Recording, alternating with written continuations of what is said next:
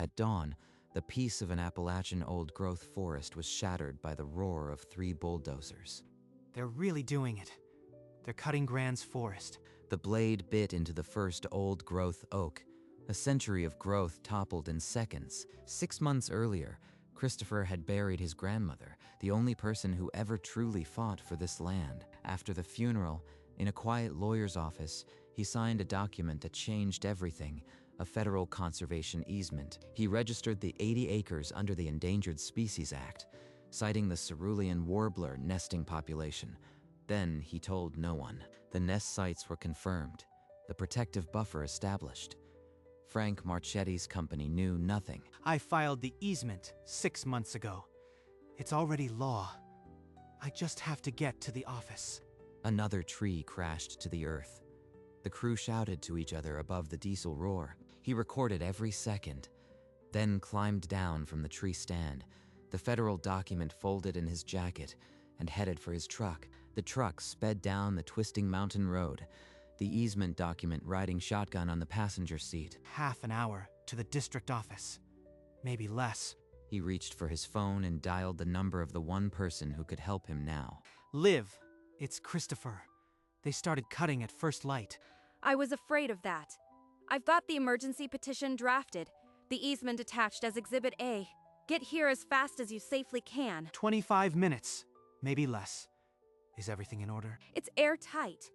We file the injunction with the federal magistrate the second you walk through the door. The morning sun flickered through the canopy as the truck barreled down switchbacks, the forest a green blur outside the window. From above, the 80 acres of old growth spread out like a green island in a sea of clear cuts, untouched for now. He pressed the accelerator a little harder. The race against the bulldozers had begun. The truck skidded to a halt in front of the USFWS district office, a brick building with the federal seal on the door. You made good time. Let's not waste a second. Inside, Olivia led him at a brisk pace down the sterile federal hallway, the petition folder tight in her hand. How solid is the case, Liv? Frank's lawyers will fight. The cerulean warbler is federally threatened under the Endangered Species Act. Your easement cites Section 9. We have a slam dunk. She flipped open the petition to the highlighted sections.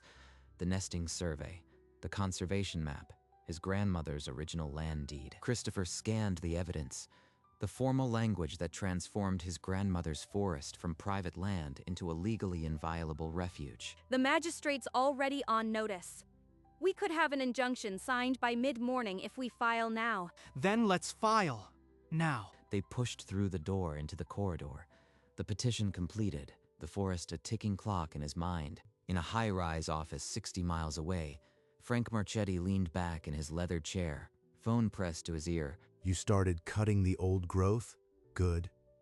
Any sign of the Hale kid? The foreman reported no sign of Christopher, and the crew was moving fast. Good. That boy inherited a spine from his grandmother, but he doesn't have the brains to use it. Keep cutting. In the forest, another ancient oak crashed down, the bulldozer grinding over the splintered trunk. The foreman relayed Frank's orders. Push hard, move to the next stand before noon. That parcel's worth more as timber than anything else. And after today, it'll be too late for papers to matter. The yellow machines tore into the understory, throwing ferns and saplings into the muddy tracks. Call me when it's done. I'll toast to old Mrs. Hale tonight. Frank hung up, feeling untouchable. He didn't know that at that moment, a federal magistrate was reading Christopher's petition. In a quiet federal courtroom, the magistrate reviewed the petition one final time, then signed the emergency injunction. The document now bore the judge's signature and the blue seal of the court, a federal cease and desist order. It's signed Christopher. The emergency injunction is live. Deputy Torres. This is the order. Marchetti Timber is actively violating a federal conservation easement. I am on my way. Tell Hale to keep recording. We'll need that footage for the case. The wall clock read 10:34. The second hand swept forward. Marshal Torres strode out of the building to her waiting SUV, the engine already running.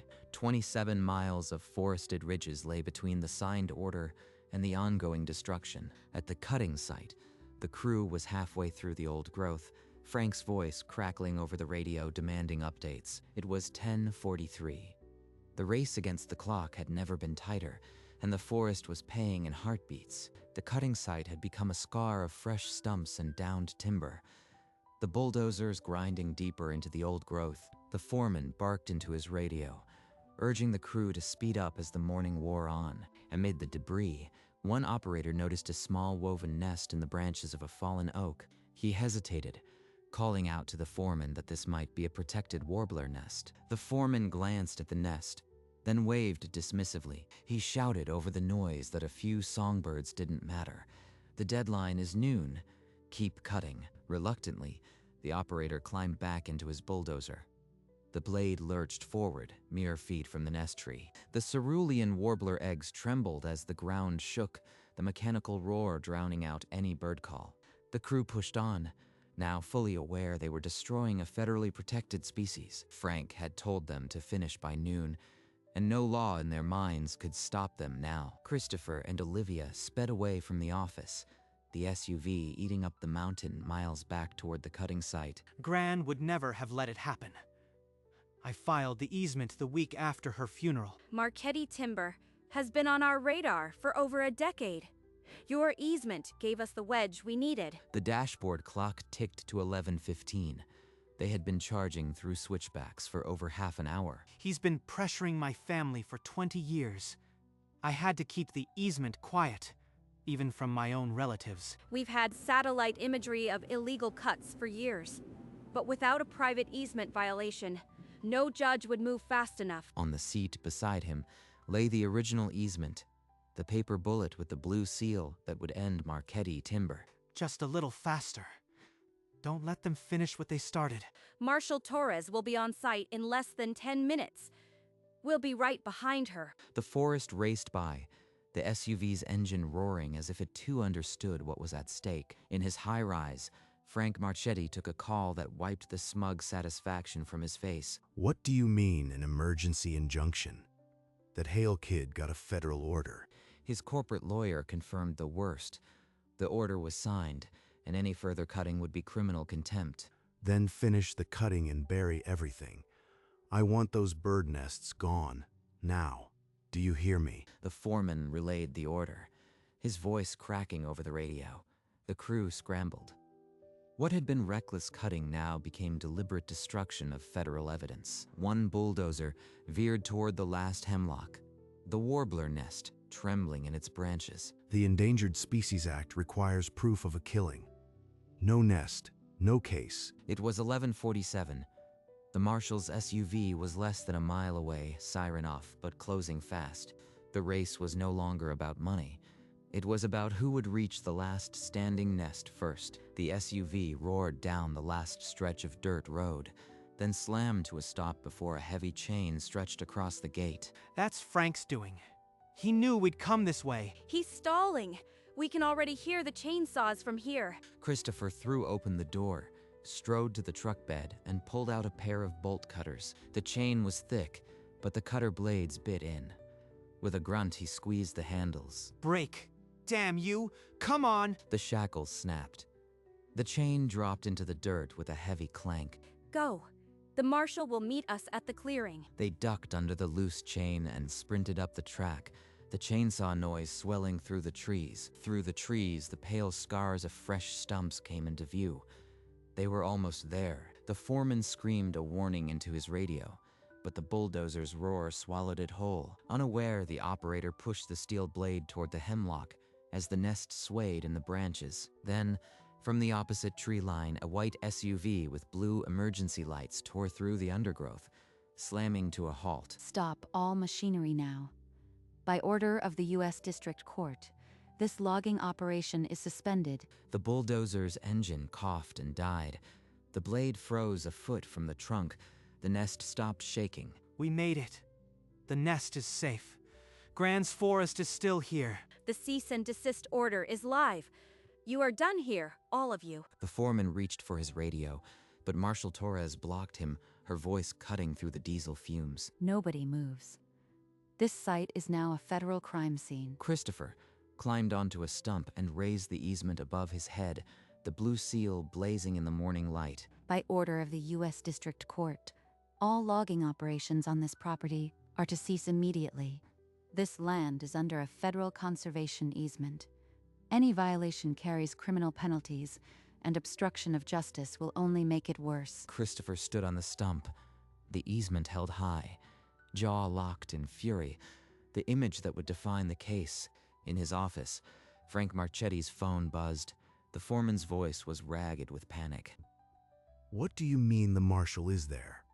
I told you to have it flattened by noon. That kid's paperwork is real. It's going to sink us. Frank hurled the phone against the wall. His mind was already twisting toward a cover-up. Back at the site, Olivia pulled Christopher aside, her expression harder than he'd ever seen. This is the wedge we've been waiting for. Marchetti Timber has violated protected lands for over a decade, and now we have a living nest on film. The cease and desist was only the first paper. The federal case against Frank Marchetti had just begun. The marshal's deputies formed a perimeter, notebooks out, taking names and statements from the stunned crew. Nobody leaves this site. We'll need statements from every single one of you. The bulldozer operators sat on fresh-cut oak rounds, heads in their hands, the weight of the morning settling on them. Christopher walked slowly through the stumps, the easement still clutched in his hand, the smell of sap and diesel thick in the air. She'd cry if she saw this. But she'd also be proud we stopped them. I know, it looks bad now. But this is the beginning of the end for Marchetti. His pattern goes back 15 years. How many acres, Liv? How many places did he destroy before someone stopped him? We'll find out. The satellite imagery alone will bury him. And you gave us the legal right to dig. He looked down at the folded document with its blue seal, the paper that had been 6 months of secret patience. The marshal's voice echoed across the clearing. This site was evidence, and the real fight was just moving indoors. Back at the USFWS field office, Olivia pinned a satellite map to the board, red circles bleeding across 4 counties. Marchetti has hit state parks, national forests, private land, even a wildlife management area. Over 5,000 acres, Christopher. She dropped a stack of folders onto the table, each one a separate violation notice, some dated a decade back. We could never move because the landowners settled out of court with non-disclosure agreements. Your easement broke the chain. How could this go on for 15 years without anyone stopping him? Because no one could prove intent. Now we can. The foreman's own radio recording will show they ignored the nests. The satellite images showed a pattern of illegal cuts, year after year, each one overlapping protected habitat. We've already contacted the Department of Justice. They're preparing charges under the Endangered Species Act and the Lacey Act. Grand's 80 acres just became the key to taking down a timber empire. The investigation was now a federal priority. Frank Marchetti had 15 years of crimes to answer for in his corner office. Frank Marchetti yanked open drawers, feeding everything into the shredder. Invoices, permits, satellite images. Destroy the evidence. Without records, it's just his word against mine. The shredder whined, then jammed on a thick folder, the original easement registration with the county. The office door burst open. FBI agents in tactical jackets filled the doorway, badges held high. The lead agent's voice carried across the room. Frank Marchetti was under arrest for conspiracy, obstruction of justice, and violation of the Endangered Species Act. You'll never make it stick. I've got lawyers who eat federal charges for breakfast. An agent unplugged the shredder mid-cycle. Another sealed the filing cabinets with yellow tape. The handcuffs clicked around his wrists. The gold cufflinks, the tailored suit, none of it mattered anymore. That Hale kid did this. A quiet boy with a bird and a piece of paper. They walked him past the silent office staff, the Marchetti Timber logo on the wall seeming to loom for the last time. The evidence filled 3 cargo vans. Satellite drives, GPS logs, sworn statements from former Marchetti employees. The prosecutors are calling it the largest Endangered Species Act violation in U.S. history. Fines could exceed $40 million. In a federal conference room the next week, Frank's legal team floated a plea deal through the DOJ. The offer was simple. Marchetti would plead guilty to 2 counts, pay $5 million, and the company would retain most of its remaining timberland. $5 million, and he keeps his land. That's not justice. That's a business expense. The decision is yours, Christopher. You are the conservator. But if we refuse, we go to trial, and there's no guarantee the judge will seize his assets. Take the money and let him keep enough to start over. That's what Gran would never forgive. He needs to lose the land. All of it. I want the court to seize every acre and place it under permanent conservation. A long silence hung in the room. The deal was officially off. The federal government would now seek maximum penalties. The prosecution team nodded. The full weight of the Endangered Species Act and the Lacey Act was now aimed at Frank Marchetti. The federal trial began under tight security. Christopher took the stand first, his forest green jacket replaced by a simple blue suit. That forest was my grandmother's life. She taught me the names of every tree. It was supposed to be forever. The defense attorney tried to paint the easement as a technicality, but the date stamp in the USFWS survey left no room for doubt. This is falling apart. They've got everything. The jury deliberated for less than 3 hours before filing back in. The foreman unfolded the verdict. Frank Marchetti's face went pale as the word guilty echoed through the chamber, count after count. We did it, Gran. The law held. The gallery buzzed with shock and satisfaction. The bailiff moved toward Frank, but the judge raised a hand to wait. Sentencing would come later. The maximum penalties were vast, and Marchetti Timber was teetering on the edge of dissolution. For now, Frank Marchetti was a convicted felon, and the weight of the federal government was about to fall on him harder than any bulldozer ever could. At the sentencing hearing, the federal prosecutor laid out 2 paths for Christopher Hale, the land's conservator. $10 million could rebuild the forest, but it wouldn't stop him from starting again. The prosecution offered a choice, a $10 million settlement, or a demand to seize every acre of Marchetti timber. Money's not what she taught me. Land is forever. I don't want his money. I want his land. All 12,000 acres. Place it under permanent easement. Silence. The judge noted the request, and a clerk prepared an affidavit rejecting the offer. Christopher signed it without hesitation, the pen scratching against the paper in the stillness. The land itself, 12,000 acres of Appalachian forest, warbler territory, hung in the balance. This is what Gran would have done. No negotiation with thieves. The judge scheduled restitution arguments. The largest environmental forfeiture case in the district would now be decided. The judge invoked the maximum penalty, $40 million in fines, 10 years in federal prison, and forfeiture of all corporate assets. Everything. Gone. Marchetti Timber was ordered dissolved, its vast timberland holdings awarded to Christopher Hale as criminal restitution. The next morning, the newspaper headline read, "Timber Baron fined $40 million, forest saved." It's really over. Frank Marchetti was led away in handcuffs, his empire reduced to a case number and a cautionary tale. In the gallery, Christopher watched him pass, then let out a breath he'd held since dawn on that mountain. He folded the easement, its seal now backed by a federal judgment, and slipped it into his jacket. 12,000 acres of Appalachian forest were now his to protect, a debt to a grandmother and to the warbler she loved. The legal fight was over. The work of healing the land could now begin. On a clear morning, conservation officials gathered under a canopy of oak and hemlock to witness the signing of permanent easements. Christopher sat at the table, a stack of legal documents before him, the same blue seal now embossed on 100 pages. I promised my grandmother this land would never be touched again. Today, that promise is law. He signed his name, the pen moving steadily, each stroke binding the land to conservation in perpetuity. Officials applauded. Olivia stood nearby, her eyes bright in the filtered forest light. You did it, Christopher. 12,000 acres, forever wild.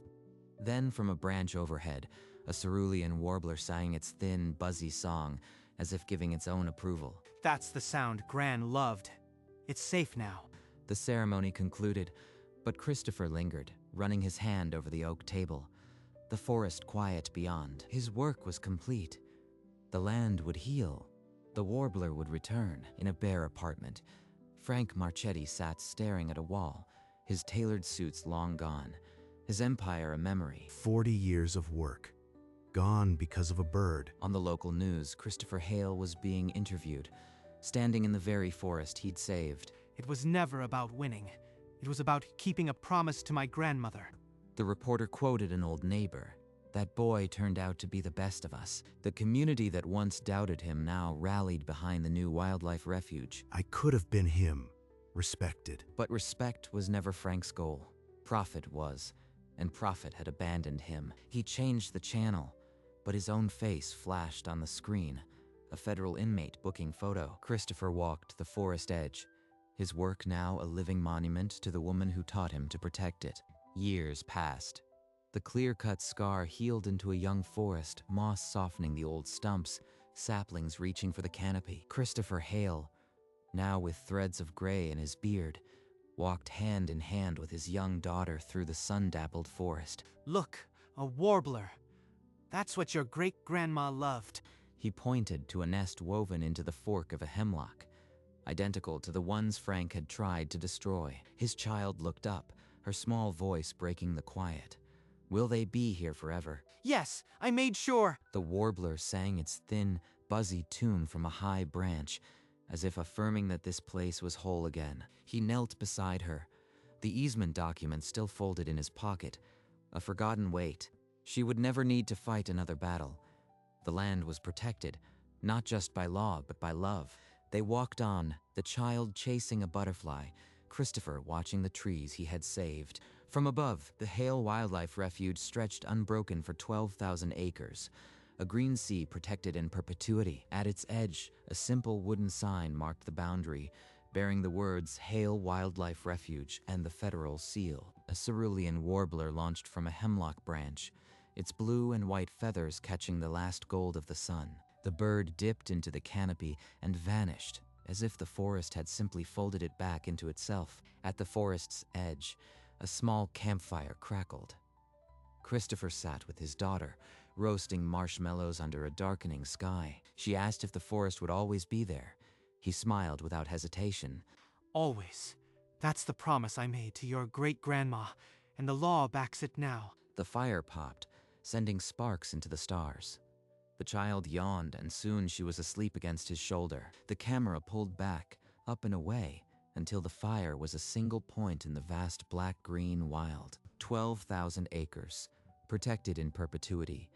And in the hush, the warbler sang one last time.